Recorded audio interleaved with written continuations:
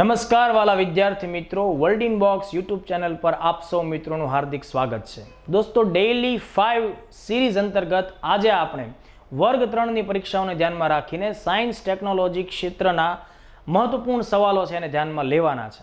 તો આજની આપણે ચર્ચાઓ શરૂ કરીએ એ પહેલાં કેટલીક પંક્તિઓ હું તમને સંભળાવવા માગું છું અને આ પંક્તિઓ તમને તમારા લક્ષ્ય સાથે વધુ ગાઢ રીતે જોડવાની કોશિશ કરશે. પંક્તિઓ કંઈક દોસ્તો એવી છે કે અહીં કોને ક્યાં ક્યારે શું મળે છે એ વાતની ક્યાં કોઈને ખબર છે.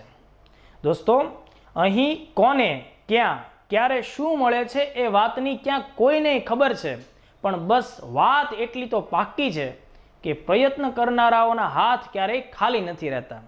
વિસ્તરતી જતી હોય છે ક્ષિતિજો એમની કે જે કદમથી કદમ જોડીને રસ્તાઓ શોધે છે. વિસ્તરતી જતી હોય છે ક્ષિતિજો એમની કે જે કદમથી કદમ જોડીને રસ્તાઓ શોધે છે. ઊભા રહી જનારાઓના પગ તળે ક્યારેય સફળતાઓની લકીરો નથી હોતી. તો દોસ્તો, આ ડેઇલી 5 આપણો જે કાર્યક્રમ છે એ એક કદમથી બીજા કદમને જોડે છે અને આવી રીતે તમારી આ સફરથી તમને મંજિલ સુધી પહોંચાડે છે અને એક દિવસ આ મંજિલ જે છે તમારી સફળતા તમારા કદમોની નીચે લાવીને તમને ઊભા રાખશે. આજનો આપણો પહેલો પ્રશ્ન દોસ્તો જોઈએ. પ્રશ્ન છે કે વિશ્વાસ પ્રોજેક્ટ ગુજરાત સરકારના કયા વિભાગની કામગીરી સાથે સંકળાયેલો છે?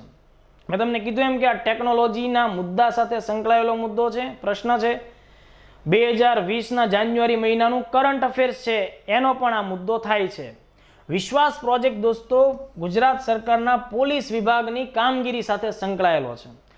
આમ તો આ પ્રોજેક્ટ નરેન્દ્રભાઈ મોદી જ્યારે ગુજરાતના સીએમ હતા તો એ સમયે 2013-14ના વર્ષમાં શરૂ કરાયેલો પ્રોજેક્ટ છે, પણ 2020માં આ પ્રોજેક્ટ ગુજરાતના દરેક જિલ્લાઓને મતલબ કે દરેક જિલ્લાઓ સુધી એનો વિસ્તાર થઈ ચૂક્યો છે અને એટલા માટે કેન્દ્રીય ગૃહમંત્રી શ્રી અમિતભાઈ શાહના હસ્તે આ પ્રોજેક્ટનું જાન્યુઆરી 2020માં ગાંધીનગર ખાતે ઉદ્ઘાટન થયું. એ હેતુથી આપણે આ પ્રશ્નને અચૂક ધ્યાને લેવો જોઈએ. પ્રશ્નની ડિટેલમાં આપણે ચર્ચા કરીએ એ પહેલા આ વિશ્વાસ પ્રોજેક્ટ છે એનું આપણે પૂરું નામ જોઈએ. ઓકે, કદાચ પરીક્ષામાં તમને વિશ્વાસ પ્રોજેક્ટનું પૂરું નામ શું છે એ પ્રકારનો ક્વેશ્ચન પણ આવે તો જુઓ. વિશ્વાસ પ્રોજેક્ટનું પૂરું નામ થાય છે વિડિયો ઇન્ટિગ્રેશન. ખાસ સમજો દોસ્તો, video integration and state wide એટલે કે રાજ્યભરની વાત છે. State wide advanced security.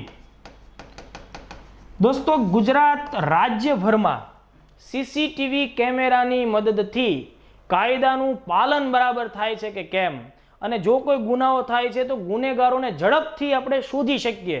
Okay, અને આપણી પાસે એવિડન્સ એટલે કે પુરાવો એકઠા કરવા માટે પણ આપણે સીસીટીવી કેમેરાનો ભરપૂર ઉપયોગ કરીએ. આવા વિઝન સાથે માનનીય અત્યારના વડાપ્રધાન અને તત્કાલીન સીએમ એવા નરેન્દ્રભાઈ મોદીનું વિઝન હતું કે ભાઈ ગુજરાતની અંદર આપણે આવો ટેકનોલોજીના આધારે ગુનાઓને નાથવા માટે અને ક્રાઇમને કંટ્રોલમાં લાવવા માટે થઈને એક ભરપૂર પ્રોજેક્ટ મૂકવો જોઈએ. અને અત્યારે આજે વિશ્વાસ પ્રોજેક્ટ ગુજરાતભરમાં લાગુ થઈ ગયો છે તો આખા ભારતમાં આ પ્રકારનો બીજો કોઈ પ્રોજેક્ટ આપણને મળતો નથી. એટલે ગુજરાતનો આ જે પ્રોજેક્ટ છે વિશ્વાસ એ યુનિક છે. તો જુઓ, સીસીટીવી કેમેરા તમે જે તે શહેરમાં રહેતા હો બરાબર, તો ત્યાંના મહત્વપૂર્ણ જંકશન હોય, ટ્રાફિક સિગ્નલ્સ હોય, તો એ બધી જગ્યાએ તમને સીસીટીવી કેમેરા જોવા મળશે. તો આ બધા જ કેમેરા 24 કલાક સતત નિગરાની રાખે છે. આસપાસમાં ઘટતી જે કંઈ હલચલ છે બધી જ બાબતો ઉપર ધ્યાન રાખે છે. અને આ પ્રોજેક્ટને શરૂઆતમાં જ્યારે એનો પાયલોટ ફેઝ એટલે કે આરંભિક પ્રયોગ માટેનો જે દોર હતો એ 7 જિલ્લાઓમાં શરૂ થયેલો, તો એમાં પણ ભરપૂર સફળતા મળેલી. દોસ્તો, નરેન્દ્રભાઈ મોદીએ આ પ્રોજેક્ટ શરૂ કર્યો ત્યારે માત્ર 279 કેમેરાથી આ કામગીરી શરૂ કરવામાં આવેલી બરાબર. પછી વિજયભાઈ રૂપાણી સાહેબની સરકારે આ પ્રોજેક્ટને આગળ ધકેલ્યો અને આ પ્રોજેક્ટ અત્યારે ગુજરાતના 33 જિલ્લા જે છે એ દરેકે દરેક જિલ્લાના મુખ્યાલયો જે છે એને આ પ્રોજેક્ટ અંતર્ગત આપણે કવરેજ આપી દીધું છે બરાબર. અને એ ઉપરાંત ગુજરાતના 8 મહત્વપૂર્ણ ફરવાલાયક સ્થળો અથવા તો ધાર્મિક મહત્વના જે સ્થળો હોય એવા 8 સ્થળોને પણ આપણા પ્રોજેક્ટમાં સામેલ કર્યા છે. તો એ સ્થળો ક્યાં છે તો જો એક તો સ્ટેચ્યુ ઓફ યુનિટીનો પણ આમાં સમાવેશ થાય છે, પછી દ્વારકા મંદિર, સોમનાથ, ગિરનાર જે છે એ, પાલિતાણા, ડાકોર, શામળાજી અને અંબાજી, આમ મળીને કુલ 8 સાઇટ્સને પણ આમાં સામેલ કરી છે. ઉપરાંત ગુજરાતની જેટલી પણ ચેકપોસ્ટ છે એનો પણ આમાં સમાવેશ થાય છે. આગળ જતા આ પ્રોજેક્ટ તાલુકા લેવલ પણ વિસ્તરવાનો છે. અત્યારે હાલની અંદર સરકારે કુલ 329 કરોડ રૂપિયા જે છે એ આ પ્રોજેક્ટ પાછળ ફાળવેલા છે અને સરકારનો પોતાનો આ પ્રોજેક્ટ હેઠળનો અત્યારનો ટાર્ગેટ જે પૂરો થયો છે એ ટાર્ગેટ કંઈક આ રીતનો છે કે ભાઈ ગુજરાતમાં કુલ 1500 જંક્શન્સ એટલે કે સ્થળોને આવરી લેવામાં આવ્યા છે અને અત્યારના સમયે આ પ્રોજેક્ટ હેઠળ કુલ 7500 જેટલા કેમેરા કાર્યરત છે. બરાબર. આગામી સમયમાં ગુજરાત સરકાર એવો ટાર્ગેટ ધરાવે છે કે ભાઈ આપણે આ પ્રોજેક્ટ હેઠળ એટલે કે વિશ્વાસ પ્રોજેક્ટ હેઠળ 20,000 થી વધુ કેમેરા છે એ ગોઠવી દેવાના છે અને દરેક તાલુકા લેવલને પણ આપણે આમાં કવરેજ આપવાનું છે. તો આ પ્રકારનો અત્યંત મહત્વપૂર્ણ આ પ્રોજેક્ટ છે.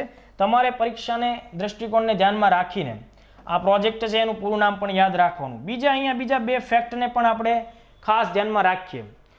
જ્યારે કોઈ કેમેરા સતતપણે ડેટા એકઠો કરે છે તો એ ડેટા મોકલે છે કોને? તો કે ભાઈ દરેક કેમેરાનું જે જંક્શન છે એ પોતાના નજીકના જે સ્થાનિક કંટ્રોલ એન્ડ કમાન્ડ સેન્ટર હોય, બરાબર, એને મોકલશે. તો જે સ્થાનિક સેન્ટર છે દોસ્તો કે જ્યાં આ પ્રકારનું ડેટા એનાલિસિસ થશે એનું નામ છે એ છે નેત્રમ.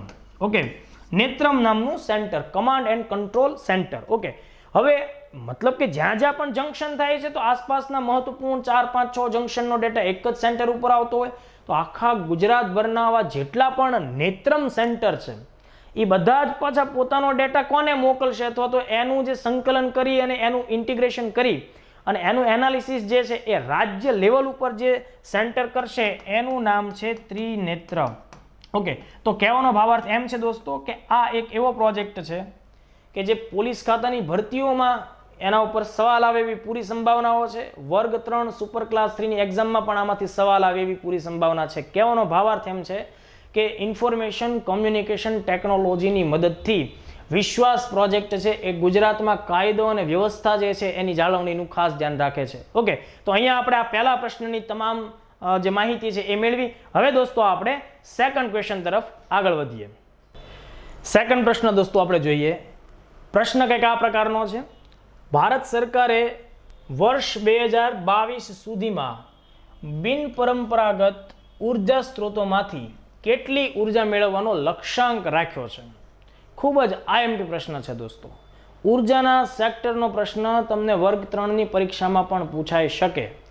તો અહીંયા તમારે ખાસ ધ્યાનમાં રાખવાનો જે શબ્દ છે એ છે કે ભાઈ વર્ષ 2022 એટલે કે આપણી આઝાદીના 75 વર્ષ પૂરા થાય એ વર્ષ એટલે એ સમયસીમા. ઓકે, અને એમાં પણ ખાસ જોવાનું છે એ છે બિનપરંપરાગત ઉર્જા સ્ત્રોતો. એમાંથી આપણે કેટલો લક્ષ્યાંક રાખ્યો છે? તો પહેલા આપણને એ વાતનો ખ્યાલ હોવો જોઈએ દોસ્તો કે જે આ ઉર્જા છે, એનર્જી, એના વગર તો કોઈ કામ શક્ય જ નથી. આપણા દેશની આબાદી 135 કરોડથી વધારે છે. તો આટલી જે આબાદી છે એની સામાન્ય જરૂરિયાતોને સંતોષવા માટે પણ ઇલેક્ટ્રિસિટી અને ઉર્જાની આપણે જરૂર પડે. કૃષિ, ઉદ્યોગો અને અર્થતંત્ર સાથે સંકળાયેલી તમામ બાબતો એ વિધાઉટ એનર્જી નથિંગ, કોઈ જ વસ્તુ નથી. તો એના માટે થઈને ભરપૂર માત્રામાં ઉર્જાનું ઉત્પાદન થવું જોઈએ. ઓકે, હવે જુઓ, ઉર્જાના જે સ્ત્રોત છે જેમાંથી આપણને ઉર્જા મળે છે એને મુખ્યત્વે આપણે બે ભાગમાં વિભાજિત કરતા હોઈએ. એમાંનો એક ભાગ છે એને આપણે પરંપરાગત ઉર્જા સ્ત્રોતો કહેતા હોઈએ અને બીજો જે પ્રકાર પડે છે એને આપણે બિનપરંપરાગત ઉર્જા સ્ત્રોતો તરીકે ઓળખીએ. બરાબર. પરંપરાગત એટલે એવા ઉર્જા સ્ત્રોતો કે જેનો આપણે ઘણા બધા વર્ષોથી, પાછલી સદીથી એનો ઉપયોગ કરતા આવીએ છીએ. અહીંયા આપણે જો પરંપરાગતના પ્રમુખ ઉદાહરણો જોઈએ તો એ છે કોલસો, પેટ્રોલિયમ તેલ અને કુદરતી અથવા તો પ્રાકૃતિક વાયુ એટલે કે કુદરતી ગેસ, કુદરતી વાયુ. આ ત્રણને પ્રમુખ તરીકે તમે અહીંયા જોવો છો. બિનપરંપરાગત ઉર્જા સ્ત્રોતો એટલે એવા ઉર્જાના નવા સ્ત્રોતો કે હજુ જેનો વ્યવહારિક ઉપયોગ છે એ હજી વિકાસના દ્વારમાં છે. સંપૂર્ણપણે આપણે એનો ઉપયોગ કે આપણે એનું એક્સપ્લોરેશન કરી શક્યા નથી. તો એવા સ્ત્રોતો કયા છે? તો કે ભાઈ સૌર ઉર્જા છે, ઓકે, પવન ઉર્જા છે, જૈવ ભાર એટલે કે બાયોમાસ, કચરામાંથી, જૈવિક કચરામાંથી આપણને જે ઉર્જા મળે છે એને અંગ્રેજીમાં બાયોમાસ કહેશું, ગુજરાતીમાં આપણે એને જૈવ ભાર ઉર્જા કહેશું. અને છે જળ વિદ્યુત. એમાં બે પ્રકાર પડતા હોય છે, લઘુ જળ વિદ્યુત અને જસ્ટ જળ વિદ્યુત. તો આ આખી બાબત છે. હવે જુઓ, આ પરંપરાગત ઉર્જા સ્ત્રોતો છે એ એમની અવેલેબિલિટી, એની ઉપલબ્ધતાને ધ્યાનમાં રાખીને આપણે એના માટે પુનઃ અપ્રાપ્ય એવો શબ્દ પણ વાપરતા હોય છે. જ્યારે આ બધા જ ઉર્જા સ્ત્રોતો મેં તમને લખ્યા છે બોર્ડ ઉપર, એ બધા ઉર્જા સ્ત્રોતો વિપુલ માત્રામાં અવેલેબલ છે, એટલે આ બધા સ્ત્રોતોને પુનઃ પ્રાપ્ય એવા નામથી પણ આપણે ઓળખીએ છીએ. બીજો એક આ બંને વચ્ચેનો સામાન્ય ડિફરન્સ એ છે કે આ બધા જ પરંપરાગત સ્ત્રોતો છે એને આપણે જીવાશ્મ ઈંધણ પણ કહીએ છીએ, કારણ કે આપ સૌ જાણો છો કે ભાઈ જીવાશ્મ ચીજ વસ્તુ છે એના કોહવાણથી લાંબા વર્ષો સુધી, સદીઓ કરોડો વર્ષો સુધી એ પૃથ્વીના પેટાળમાં દબાઈને રહે છે અને એમનું જે સ્વરૂપ છે બદલાય છે. એ કોલસો, પેટ્રોલિયમ તેલ કે કુદરતી વાયુ સ્વરૂપે આપણી સામે આવે છે. ત્યારે આ બધા જ સ્ત્રોતો જે છે આ બધા માટે સામાન્ય રીતે ગેર જીવાશ્મ ઈંધણ સ્ત્રોતો આવો શબ્દ પણ પ્રચલિત હોય છે. બીજી એક ખાસ સામાન્ય ડિફરન્સ છે જે આપણે ધ્યાનમાં લેવો જોઈએ. પરંપરાગત સ્ત્રોતો છે એ જીવાશ્મ ઈંધણ સ્ત્રોતો હોવાના લીધે ઉર્જા મેળવવા માટે જ્યારે જ્યારે આપણે એનું દહન કરશું તો એમાંથી આપણને કાર્બન ડાયોક્સાઇડ જેવો જે પ્રમુખ ગ્રીનહાઉસ ગેસ છે એ છૂટો પડશે અને વાતાવરણની અંદર ક્લાઇમેટ ચેન્જની અસરો ઊભી કરશે. એટલે આ બધાનો ઉપયોગ જેટલો કરશું પરંપરાગત સ્ત્રોતોનો, એના લીધે કાર્બન ડાયોક્સાઇડ જે છે એનું ઉત્સર્જન વધશે. જ્યારે ગેર જીવાશ્મ ઈંધણ હોવાના લીધે આ જે બિનપરંપરાગત સ્ત્રોતો છે એનાથી પર્યાવરણને કોઈ જાજી નુકસાની થતી નથી. ઓકે, આટલી બાબત આપણને પહેલા તો ક્લિયર થઈ જવી જોઈએ. હવે બીજી એક ખાસ વાત, ઇન્ડિયાના સંદર્ભે, ભારતના સંદર્ભે સૌથી વધુ આપણી જે ઇલેક્ટ્રિસિટીની જે ડિમાન્ડ છે, જે આપણે 100% ઇલેક્ટ્રિસિટી ઊભી કરતા હોય એમાંથી 53% હિસ્સો તો માત્ર કોલસાનો જ છે. અન્ય પેટ્રોલિયમ તેલ જે છે એ 12% જેવી ભૂમિકા નિભાવે, કુદરતી વાયુ 8% જેવી ભૂમિકા નિભાવે. તો આ એક ખાસ બાબત ધ્યાન રાખવાનું કે અત્યારે પ્રમુખ સ્ત્રોતો કયા છે આપણા માટે વર્તમાન સમયમાં, તો કે કોલસો, પેટ્રોલિયમ તેલ અને કુદરતી વાયુ. બીજી એક ખાસ બાબત કે આ પેટ્રોલિયમ તેલ જે છે એનો દર વર્ષે 82% હિસ્સો, 82% આપણે એ જે તેલ છે એ બહારથી આયાત કરીએ છીએ. સેમ હિયર કુદરતી વાયુ જે છે એનો 45% હિસ્સો આપણે બહારથી આયાત કરીએ છીએ. તો સમજો કે આ જે સ્ત્રોતો છે એ પર્યાવરણ માટે નુકસાનકારક હોવાની સાથોસાથ ભારતની અર્થતંત્ર ઉપર પણ ખૂબ ઋણ જે છે એ ચડાવે છે. એના સામા પક્ષે સૌર ઉર્જા, પવન ઉર્જા, જૈવભાર ઉર્જા, જળ વિદ્યુત ઉર્જા, જો આ બધાનો આપણે વિકાસ કરીએ તો આગામી સમયમાં પર્યાવરણને પણ ફાયદો થાય અને ઉર્જાની જે આપણી ડોમેસ્ટિક ડિમાન્ડ છે એને આપણે શાંતિથી પૂરી કરી શકીએ. અને એ હેતુથી નીતિ આયોગ દ્વારા વર્ષ 2015માં એક ફ્રેમવર્ક તૈયાર કરવામાં આવ્યું છે અને એ ફ્રેમવર્ક એમ કહે છે કે વર્ષ 2022 સુધીમાં આ બધા જે ઉર્જાના બિનપરંપરાગત સ્ત્રોતો છે એમાંથી આપણે 175 ગીગાવોટ જેટલી ઉર્જા ઉત્પન્ન કરવાની છે. બરાબર. અત્યારના સમયમાં તમે આખી વાત સમજો કે આ બધા જે સ્ત્રોતો છે ને એમાંથી આપણને જે ઇલેક્ટ્રિસિટી મળે છે એ કેટલી છે, તો કે ભાઈ એ આશરે 23.8% છે. બરાબર. આને આપણે હજુ ડિટેલમાં સમજવાની કોશિશ કરવાની જ છે, પણ પહેલા આની સાથે એક મુદ્દો જોડીએ. આ બધા જે સ્ત્રોતો છે એમાંથી આપણને જે ઇલેક્ટ્રિસિટી મળે છે એની ટકાવારી આપણે ચેક કરીએ તો કુલ ઇલેક્ટ્રિસિટીનો હિસ્સો કેટલો થાય છે? 23.8% જેટલો. બીજું, મોદી સરકારે આગામી સમયની અંદર એક લક્ષ્યાંક પણ નક્કી કરેલો છે અને ભૂતકાળની કેટલીક એને આંતરરાષ્ટ્રીય કોન્ફરન્સમાં એ મુદ્દો રજૂ પણ કરેલો છે. અને એ મુદ્દો કંઈક આવો છે કે ભાઈ ભારત છે એ વર્ષ 2030 સુધીમાં, અહીંયા હું તમને બીજું એક ફેક્ટ એની સાથે જોડી રહ્યો છું. બરાબર. 2030 સુધીમાં બિનપરંપરાગત ઉર્જા સ્ત્રોતો છે એના માધ્યમથી આપણા દેશની ટોટલ 40% ઇલેક્ટ્રિસિટી જનરેટ થાય એવો પ્રયાસ પણ કરશે. એટલે અહીંયા બીજો લક્ષ્યાંક પણ આપણે સાથોસાથ પ્રશ્નની સાથે જોડી દીધો. ઓકે, તો આપણે અત્યારે 30.8 છીએ. મોદી સરકારનો ટાર્ગેટ 2030માં આ જે કન્ટેન્ટ છે એને કેટલા ટકા લઈ જવાનો છે? 40% લઈ જવાનો એનો આખો લક્ષ્યાંક છે. હવે જુઓ, આ 175 ગીગાવોટની ઉર્જા આપણે જે ઉત્પન્ન કરવાની છે, અહીંયા આ ગીગા જે છે એનો મતલબ થશે 10⁹. તો આ ઓપ્શન માનો કે તમને ગીગાવોટના ફોર્મમાં ન મળે તો એ સમયે આને તમારે મેગાવોટમાં કન્વર્ટ કરવું હોય તો એ થશે 1,75,000 કેપિટલ MW એટલે કે મેગાવોટ.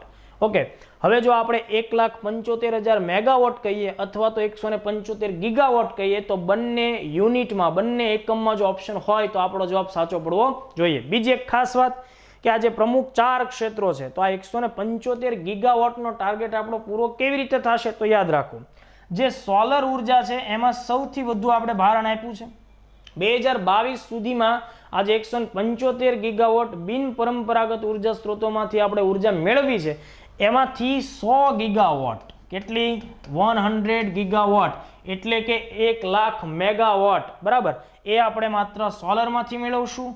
વિન્ડ એટલે કે પવન ઉર્જા જે છે એનો ટાર્ગેટ આપણો છે 60 ગીગાવોટ. ઓકે, એવી જ રીતે અહીંયા આપણો જે ત્રીજો ઓપ્શન છે જૈવ ભાર એટલે કે બાયોમાસ, એના ઉપરનો આપણો આધાર છે એ 10 ગીગાવોટનો છે.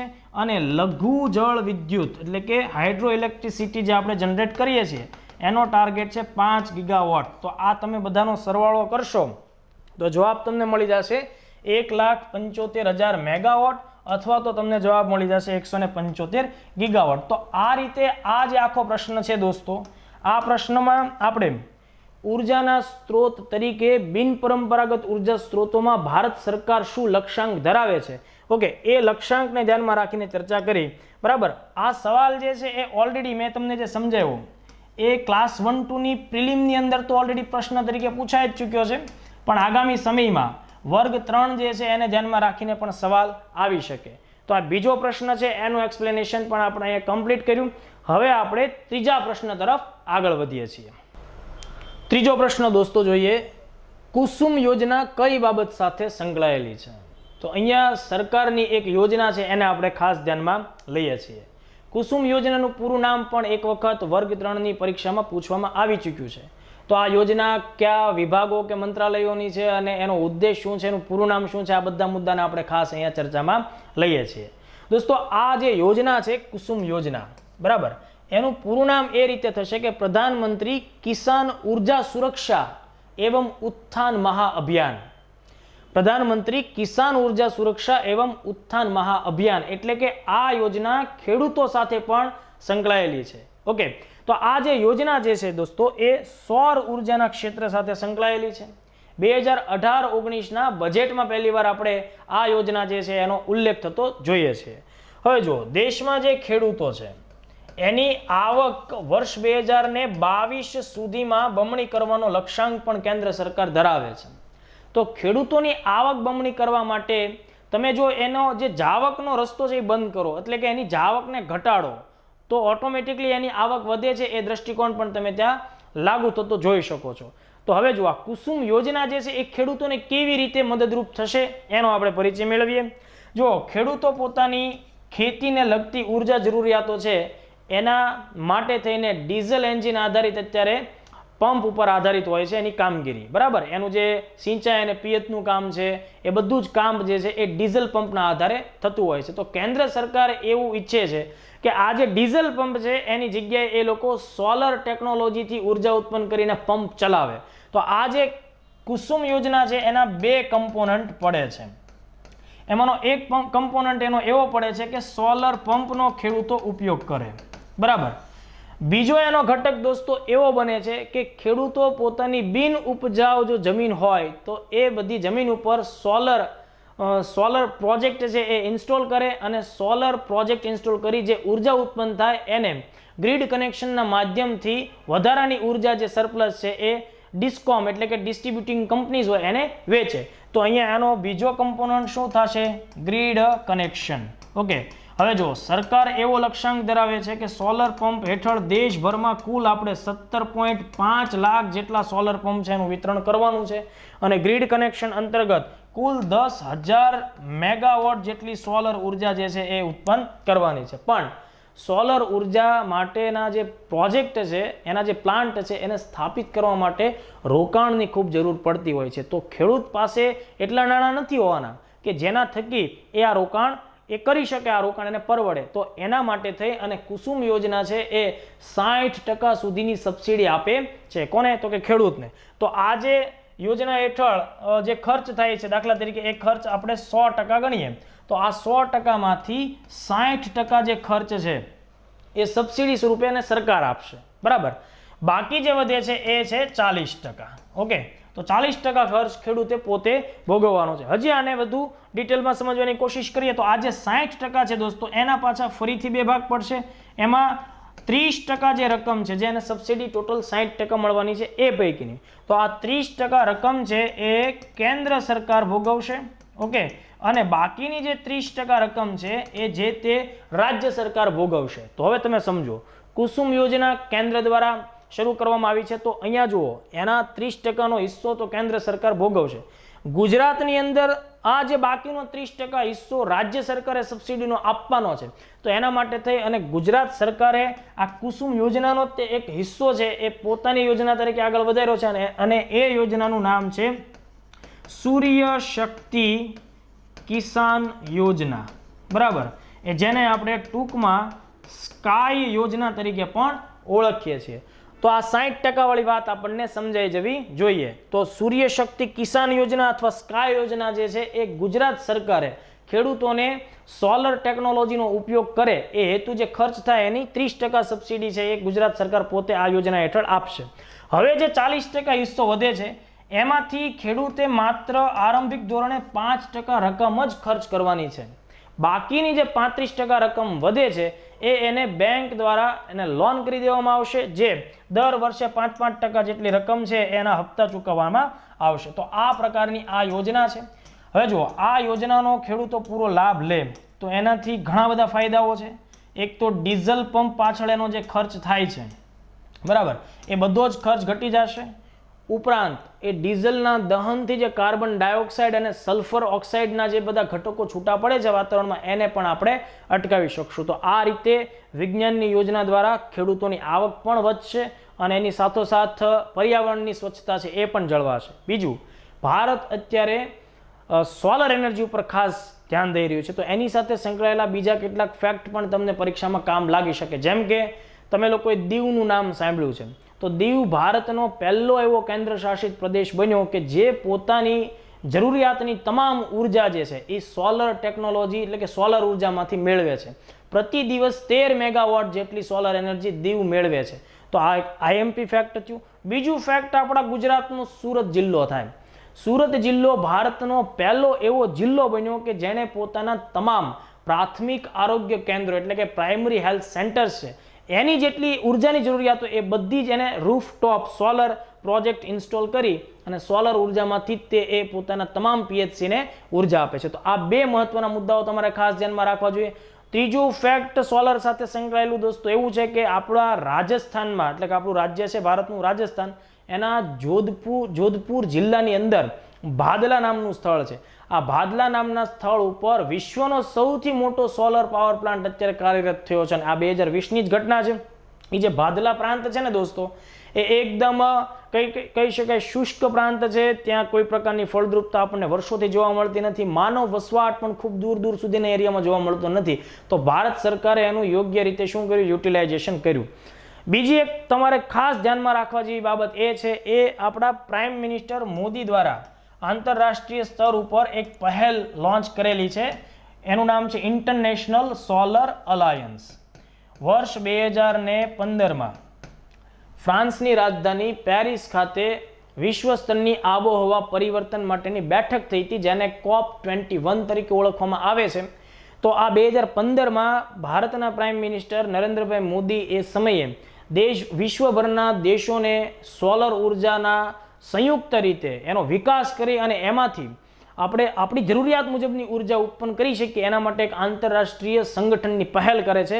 એનું નામ છે ઇન્ટરનેશનલ સોલર અલાયન્સ. ઓકે, આ આંતરરાષ્ટ્રીય સૌર સંગઠન જે છે એની અંદર માનો કે આ જે પૃથ્વી છે તો એનો કર્કવૃત હિસ્સો અને નીચે જે છે મકરવૃત હિસ્સો, તો આ બંને જેની વચ્ચેનું ભૌગોલિક વિસ્તાર છે જેને આપણે ઉષ્ણકટિબંધીય વિસ્તાર કહેતા હોઈએ, આ વિસ્તાર દોસ્તો એવો છે કે જ્યાં વર્ષના 365 પૈકી 300 દિવસ સુધી પૂરતા પ્રમાણમાં આપણને સૂર્યપ્રકાશ મળે છે. અને દુનિયાના મોટાભાગના વિકાસશીલ અને ગરીબ દેશો જે એશિયા આફ્રિકા સાથે બિલોંગ કરે છે, લેટિન અમેરિકા સાથે બિલોંગ કરે છે, એ આ ક્ષેત્રમાં પોતાનું ભૌગોલિક સ્થાન ધરાવે છે. તો પ્રાઇમ મિનિસ્ટરે એક વૈશ્વિક પહેલ કરી કે ભાઈ આપણે બધા સૂર્યપુત્રો છીએ, સન્સ ઓફ સન. તો આ બધા સૂર્યપુત્રોએ ભેગા થઈને શું કરવું જોઈએ? તો કે સોલર એનર્જીનો વિકાસ કરવો જોઈએ. અને આ પહેલ જે છે એ અત્યારે હાથોહાથ લેવાઈ ગઈ છે વિશ્વભરમાં, ખૂબ પ્રસિદ્ધિ પણ પામી છે. અને એનું હેડક્વાર્ટર એટલે કે ઇન્ટરનેશનલ સોલર અલાયન્સ છે એનું વડું મથક જે છે એ ભારતની અંદર હરિયાણા રાજ્ય જે છે, ઓકે, એનું સ્થળ છે ગુરુગ્રામ. જેનું પૂરું નામ ગુડગાંવ હતું, ગુરુગ્રામ અત્યારનું વર્તમાન નામ છે, અને એનું જે સ્થળ છે ગ્વાલપહેરી. તો આ ગ્વાલપહેરી ખાતે ઇન્ટરનેશનલ સોલર અલાયન્સ છે એનું હેડક્વાર્ટર આવેલું છે. તો આ એક પણ આ વૈશ્વિક સ્તરનો એક આઈએમપી મુદ્દો થયો. અને બીજી એક ખાસ વાત પણ આની સાથે જોડવાની છે કે પ્રાઇમ મિનિસ્ટરની આ જે વૈશ્વિક પહેલ હતી તો એને ધ્યાનમાં રાખીને વર્ષ 2018માં યુનાઇટેડ નેશન દ્વારા એમને United nation champion of world award પણ એનાયત થયો. તો આ એવોર્ડ એટલા માટે મળ્યો કે કારણ કે એમની આ પહેલ હતી. બીજું લેટેસ્ટ તમને સૌર ઉર્જા સાથે સંકળાયેલું એક અન્ય ઉદાહરણ આપું તો ઓડિશા પાસે એક આવેલું જે છે એ કોણાર્કનું સૂર્ય મંદિર. તો કોણાર્કનું સૂર્ય મંદિર છે દોસ્તો એ 13મી સદીનું સ્થાપત્ય છે. ઓકે, નરસિંહદેવ પ્રથમ દ્વારા કલિંગ શૈલીની અંદર આ સૂર્ય મંદિરની રચના થઈ હતી, જેને યુરોપિયન લોકો બ્લેક પેગોડા તરીકે પણ ઓળખતા. તો કેન્દ્ર સરકારે નક્કી કર્યું છે કે ભાઈ 75 કરોડના ખર્ચે આ આખું મંદિર અને એની આસપાસનું આ કોણાર્કનું જે નગર છે એને આપણે સૌર નગરી તરીકે વિકસાવશું. તો આવનારા સમયની અંદર તમને એવો પણ પ્રશ્ન તમારા ધ્યાનમાં આવે કે ભાઈ ભારતના એટલે કે કેન્દ્ર સરકારે સૌર નગરી તરીકે કયા શહેરને ડેવલપ કરવું, મતલબ કે એવો ઉદ્દેશ છે કે આ જે આખું શહેર છે કોણાર્કનું એની બધી ઉર્જા જરૂરિયાતો આપણે સોલર એનર્જીમાંથી મેળવી છે. તો આટલા મહત્વપૂર્ણ મુદ્દાઓ જે છે એને આપણે ખાસ ધ્યાને લીધા. આની પછી નેક્સ્ટ જે ચોથો ક્વેશ્ચન છે એના તરફ આપણે આગળ વધીએ. દોસ્તો આગળનો પ્રશ્ન આપણે જોઈએ. ચોથો પ્રશ્ન, મહિલાઓ સાથે કાર્યસ્થળ એટલે કે વર્ક પ્લેસ પર થતી જાતીય સતામણી એટલે કે સેક્સ્યુઅલ હેરેસમેન્ટ અંગેની ફરિયાદ કરવા માટે કેન્દ્ર સરકારે કયા ઓનલાઈન પોર્ટલની રચના કરી છે? એક મહત્વપૂર્ણ પ્રશ્ન લીધો છે દોસ્તો. તાજેતરમાં દેશની અંદર મહિલાઓ સાથે બળાત્કારોની અને આ પ્રકારની હેરેસમેન્ટની જે ઘટના સામે આવી છે એને ધ્યાનમાં રાખીને આપણે આ પ્રશ્નને અહીંયા ડિસ્કશનમાં લઈએ છીએ, કારણ કે ટેકનોલોજીની મદદથી સરકારે સતતપણે એવી કોશિશ તો કરી છે કે ભાઈ મહિલાઓનું સંરક્ષણ થાય અને એનું સશક્તિકરણ પણ થાય. તો જુઓ, 4 ઓપ્શન છે કે ભાઈ સેક્સ્યુઅલ હેરેસમેન્ટની જો કોઈ ઘટના થાય એ પછી સરકારી ક્ષેત્ર હોય કે ખાનગી ક્ષેત્ર હોય, કાર્ય કરવાના સ્થળે જ્યારે કોઈ મહિલા કર્મચારી સાથે અન્ય કોઈ સહકર્મી અથવા અન્ય ઉપરી અધિકારી કે અન્ય કોઈ બોસ એ જ્યારે એની સાથે આ પ્રકારનો જાતિ દુર્વ્યવહાર છે આચરે તો એની ફરિયાદ કેન્દ્ર સરકારને ઓનલાઈન કરવા માટે ક્યુ પોર્ટલ વપરાય? સુરક્ષમ, નિર્ભયા, શી બોક્સ કે શી ગાર્ડ? તો આપણો સાચો જવાબ છે એ છે she box, sexual harassment electronic box. Sexual harassment electronic box આ જે એક ઓનલાઈન પોર્ટલ છે કે જેના ઉપર મહિલા જે છે એ પોતાની સાથે થયેલો કોઈ પણ પ્રકારનો જાતીય સતામણીનો દુર્વ્યવહાર હોય તો એનું એ ફરિયાદ નોંધાવી શકે. પોતાને સાથે આ જે કે દુર્વ્યવહાર થયો એના જો કોઈ એની પાસે પુરાવા હોય તો પુરાવા પણ આ વેબ પોર્ટલ ઉપર અપલોડ કરે.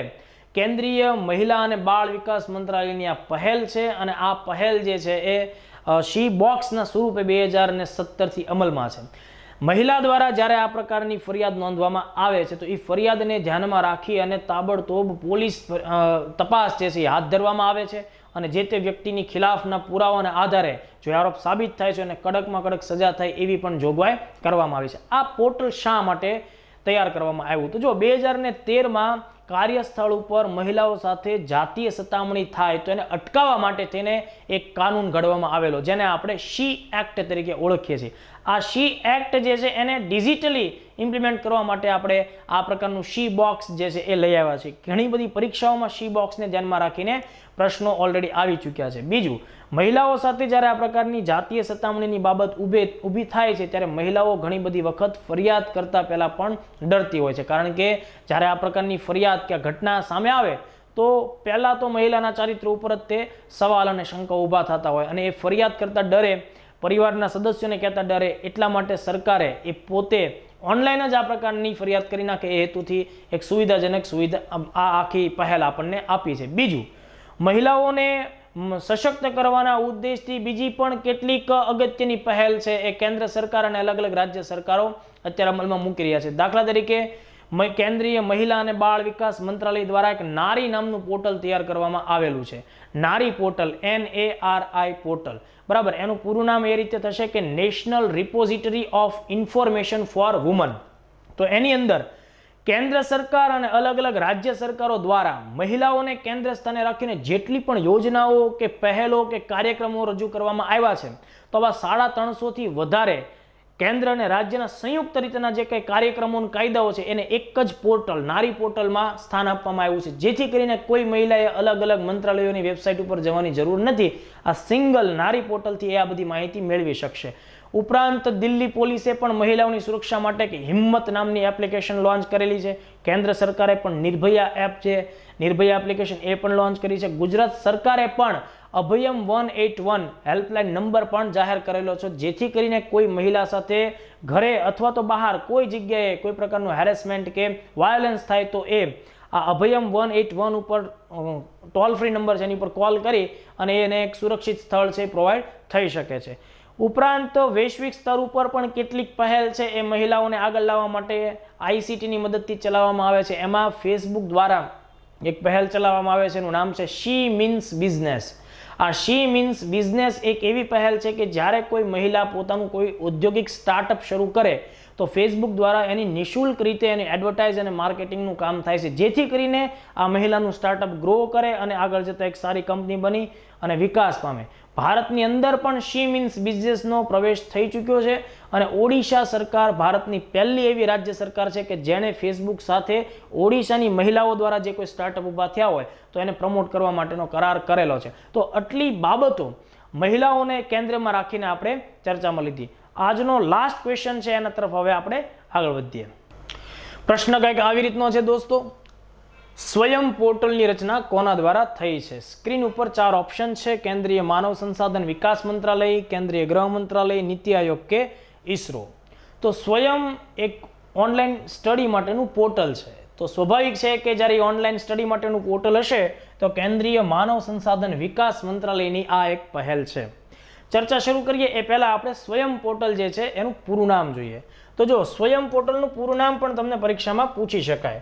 સ્વયં પોર્ટલનું પૂરું નામ આ રીતે કંઈક થાય છે: study webs of active learning for young aspiring minds. નામ થોડું વિચિત્ર છે, તમારે એને 2, 4, 5 વાર લખીને યાદ રાખવું પડશે. સ્વયં એટલે study webs of active learning for young aspiring minds. વર્ષ 2017માં કેન્દ્રીય માનવ સંસાધન વિકાસ મંત્રાલય દ્વારા ધોરણ 9 થી લઈ અને પોસ્ટ ગ્રેજ્યુએશન સુધીનો અભ્યાસ ઘરે બેઠા તમે ઓનલાઈન કરી શકો એ હેતુથી રાષ્ટ્ર સ્તર ઉપર સ્વયં પોર્ટલ જે છે એ લોન્ચ કર્યું છે. ઓકે, આ જે આખું પોર્ટલ છે દોસ્તો, એમાં દેશભરના નિષ્ણાત કહી શકાય એવા સંસ્થાઓ સાથે સંકળાયેલા પ્રોફેસરો, આવા 1000થી વધુ પ્રોફેસરોએ પોતાના લેક્ચર્સ અહીંયા આપેલા છે. આ આખા પોર્ટલ જે છે બરાબર, એમાં એની જે આખી કામગીરી છે એ 4 અલગ અલગ ભાગમાં વેચાયેલી છે. એમાં તમે ધોરણ 9 થી લઈ અને પોસ્ટ ગ્રેજ્યુએશન સુધીના અલગ અલગ વિષયોને અનુરૂપ તમે વિડીયો લેક્ચર્સ પણ મેળવી શકો, એ સાથે સંકળાયેલું મટીરિયલ્સ પણ મેળવી શકો, ક્વેશ્ચન પેપર્સ પણ મેળવી શકો, અને જો કોઈ જગ્યાએ તમને ડાઉટ કે પ્રશ્નો હોય તો એને સોલ્વ કરવા માટેના ડાઉટ ક્લિયરિંગ સેશન્સ પણ મેળવી શકો. તો આવી અલગ અલગ મેં તમને કહ્યા એ મુજબના 4 એના પાસાઓ છે. તો દેશભરની અંદર શરૂ કરાયેલો આ એક ઓનલાઈન કોર્સ છે, એટલા માટે આને જો massive open online course MOOC મૂક તરીકે પણ ઓળખવામાં આવે છે. તો એવા બધા વ્યક્તિઓ કે જેમનું ભણતર એક યા બીજા કારણોથી અધવચ્ચે છૂટી ગયું છે અને પછી જ્યારે એમને ભણવાની ઈચ્છા થાય છે તો એ લોકો સ્વયં પોર્ટલ ઉપર રજિસ્ટ્રેશન કરાવી અને પોતે અભ્યાસ કરી શકે છે. એમની પરીક્ષાઓ પણ લેવાય છે સ્વયં પોર્ટલના માધ્યમથી અને એના સર્ટિફિકેટ પણ જનરેટ થાય છે. અને આ સર્ટિફિકેટ UGC દ્વારા માન્યતા પ્રાપ્ત હોય તમામ સંસ્થાઓની અંદર, એટલે કે યુનિવર્સિટી લેવલ ઉપર એને માન્યતા પણ પ્રાપ્ત છે. તો આ જે આખો ક્વેશ્ચન છે એને ધ્યાનમાં રાખીને આપણે શું શીખ્યા તો કે ભાઈ ટેકનોલોજીની મદદથી દેશભરની અંદર તમે શિક્ષણને પહોંચતું કરો છો. શિક્ષણના મૂળ 3 સિદ્ધાંતો છે એને તમે પહોંચતા કરો છો. એક તો દરેક વ્યક્તિ સુધી શિક્ષણની પહોંચ થવી જોઈએ. બીજું કે શિક્ષણની પહોંચ જે છે એ સમાનતા સાથે થવી જોઈએ, ઇક્વાલિટીના બેઝ ઉપર. અને જે શિક્ષણ સમાન રીતે પહોંચે છે એ પાછું ક્વોલિટી એટલે કે ગુણવત્તાવાળું હોવું જોઈએ. તો 3 સિદ્ધાંતો જે છે એને ધ્યાનમાં રાખીને સ્વયં પોર્ટલ ખૂબ સારી રીતે કામ કરે છે. હવે જુઓ, સ્વયં પોર્ટલ જે છે ને એવી જ રીતે બીજો એક શબ્દ પણ તમારા માટે પરીક્ષાલક્ષી ઉપયોગિતા ધરાવે છે, એ છે સ્વયંપ્રભા. બરાબર, આ સ્વયંપ્રભા શું છે તો કે ભાઈ એ પણ શિક્ષણ સાથે સંકળાયેલું જે ઘટક છે, પણ એ એક ટીવી ચેનલ છે. શું છે? ટીવી ચેનલ કે જેની અંદર વિવિધ સ્થાનિક ભાષાઓને ધ્યાનમાં રાખીને ઓનલાઈન લેક્ચર્સ આપવામાં આવતા હોય છે. કેટલાક રેકોર્ડેડ લેક્ચર્સ પણ હોય છે જે રિલેવન્ટ મુદ્દાઓ સાથે સંકળાયેલા હોય છે. ટેકનોલોજીની મદદથી શિક્ષણનું કામ ઘણું સરળ થાય એ હેતુથી અન્ય પણ કેટલીક પહેલો સરકારે હાથમાં લીધેલી છે. દાખલા તરીકે જુઓ, શાળાની તમામ પ્રકારની કામગીરી છે એ સારી રીતે થાય અને સમગ્ર શિક્ષા અભિયાન છે એનું મૂલ્યાંકન અને દેખરેખ સારી રીતે થાય, આ માટે થઈ અને શગુન નામનું પોર્ટલ પણ આ જ મંત્રાલયે લોન્ચ કરેલું છે. ઉપરાંત CBSE જે છે, central board of secondary education, એના દ્વારા પોતાની તમામ કામગીરી અને વિદ્યાર્થીનો ટ્રેક રેકોર્ડ એના વાલી સુધી ઇઝીલી પહોંચે એ માટે થઈને સારાંશ નામનું એક પ્લેટફોર્મ છે એ તૈયાર કરવામાં આવ્યું છે. કેન્દ્રીય જે જવાહર નવોદય સ્કૂલ્સ બધી હોય છે તો એનો વહીવટ પણ શાલા દર્પણ નામના ઓનલાઈન પ્લેટફોર્મના માધ્યમથી ખૂબ સરસ રીતે થઈ રહ્યો છે. અને કેન્દ્રીય માનવ સંસાધન વિકાસ મંત્રાલયે જ તે પ્રાથમિક શાળા અને નાના બાળકોને ધ્યાનમાં રાખીને કોવિડ મહામારીની જે ઘટના હતી તો એ બધામાંથી વિદ્યાર્થીઓને કેવી કેવી પ્રવૃત્તિઓ કરાવવી જોઈએ, પરિવારના સદસ્યોની એમાં શું ભૂમિકા હોય, આ બધી બાબતોને ધ્યાનમાં રાખીને મનોદર્પણ નામનું એક પોર્ટલ પણ હમણાં જ લોન્ચ કરેલું છે. તો કહેવાનો ભાવાર્થ એમ છે કે આ બધી ટેકનોલોજી માનવ જીવનને ઊંચા સ્તર ઉપર લઈ જવામાં મહત્વપૂર્ણ ભૂમિકા નિભાવે. હવે એ આપણા હાથની વાત છે કે આપણને જે સસ્તું ઇન્ટરનેટ મળી રહ્યું છે એનો આપણે કેવી રીતે ઉપયોગ કરીએ છીએ, કારણ કે ટેકનોલોજી હંમેશા બેધારી તલવારની ભૂમિકા નિભાવતી હોય છે. તો અહીંયા આ સેશનને હું વિરામ આપું છું. ફરી આપણે નવા સવાલો સાથે મળશું, નવી માહિતી સાથે મળશું અને આજ આપણે જે કોઈ પણ પ્રકારની ચર્ચા અહીંયા કરી છે એ તમને ઘણી બધી ઉપયોગી લાગશે, ઉપયોગી સાબિત પણ થશે. આ લેક્ચર તમને કેવો લાગે છે એના ઉપર આપ અચૂક તમારી ટિપ્પણી કરો. જય હિન્દ, જય ભારત.